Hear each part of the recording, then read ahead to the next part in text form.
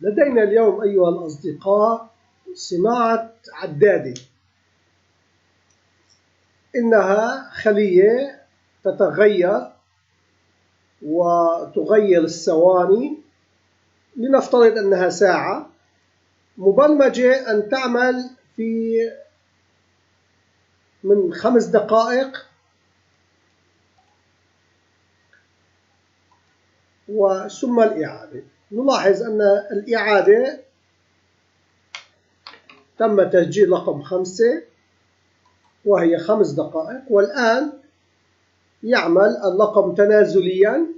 هذا الزر يوقف العمل وهذا يعيد العمل، أما الزر الأخير يعيد العدادة إلى رقم 5 دقائق من أول وجديد.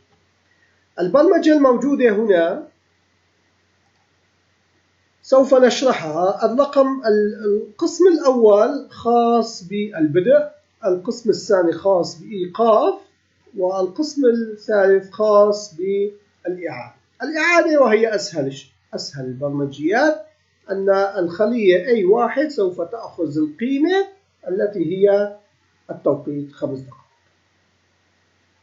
طبعا يمكن عن طريق تنسيق الخلية أن لا تظهر الساعات.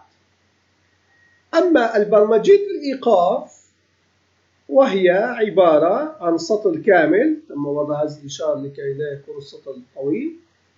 تقول application on time،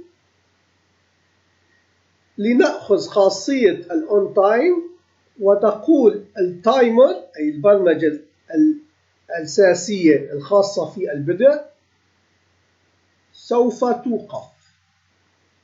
وهنا لدينا متغير تم تعريفه بشكل عام لكي يكون مبرمج مع التايمر وبين ستوب تايمر، لكي لا يتم تعريف انترفال هنا وهنا. تم وضعه في السطر الأساسي لأن هذه البرمجة تهمها المتغير وهذه البرمجة تهمها المتغير، وهذه الأهمية وهذه الفكرة تعطي قيمة المتغير وتتبادل بين السطر، بين الظل الأول مع الظل الثاني، أي أن القيمة تكون متنقلة بينهما. نلاحظ عندما يتم نقل ظل الإيقاف، هذا الرقم على البدء يعود ويأخذ الرقم الذي تم الإيقاف عنه. ما هو الذي يساعدنا؟ هو هذا المتغير الذي موجود هنا لكي يتم الإيقاف. أما البرمجة الأساسية التي ننقلها في البدء وهي تقول إذا الخلية A1 كقيمتها تساوي 0 أقف التنفيذ. فإذا هذه أننا غير جاهزين أو لم يتم نقل ظل إعادة. أما إذا الخلية A1 قيمتها تساوي A1 ناقص، نلاحظ أيضا هذا سطر طويل، ناقص قيمة الثانية، فإذا تحقق الشرط. القيمة الموجودة هنا 5 دقائق، إذا نقصنا منها الثانية فإذا تتم العلاقة. A1 تغيرت قيمتها من 5 إلى ناقص ثانية، وفي هذه الحالة المتغير يأخذ التاريخ الناو حاليا ويضيف والثانية، ويطلب من البرمجة أن تعرض ما هو موجود في الاسم البرمجي تايمر.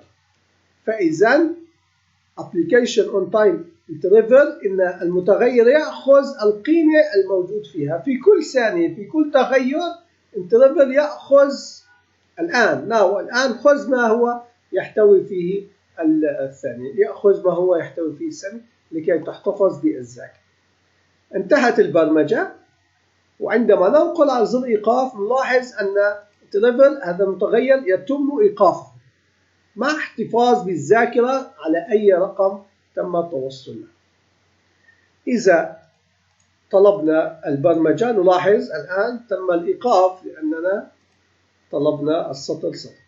نلاحظ أن هنا على F5 سوف يكون لها ناقص خالي. نلاحظ أنها سوف يكون لها ناقص خالي في كل فترة زمنية، سوف يكون لها ناقص خالي.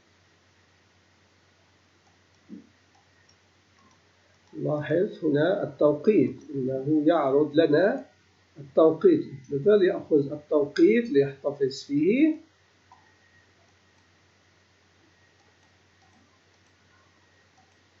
أما عندما ننقر على ظل إيقاف، لاحظ تم التنفيذ هنا، يقال لاحظ انتبه تاريخ اليوم والدقيقة والثانية التي تم الإيقاف فيها، ثم هنا يحتفظ بالقيمة، يحتفظ في القيمة تم الإيقاف، لأنها تغير التوقيت. البدء تغير التوقيت، فإذا الإيقاف والبدء يجب أن يكون بنفس الثانية لأنها متوافقة، لا يمكن أن نضع خط لصق. أما الإعادة، نلاحظ الإعادة هي برمجة تلغي الكل وتعود وتعطيه قيمة، تلغي الكل وتعود وتعطيه قيمة، وبهذه الحالة نعود ونبدأ من جديد. شكرا لمتابعتكم، نلتقي في برمجة جديدة إن شاء الله تناسب متطلبات الإكسل والبرمجيات الموجودة فيها. إلى اللقاء.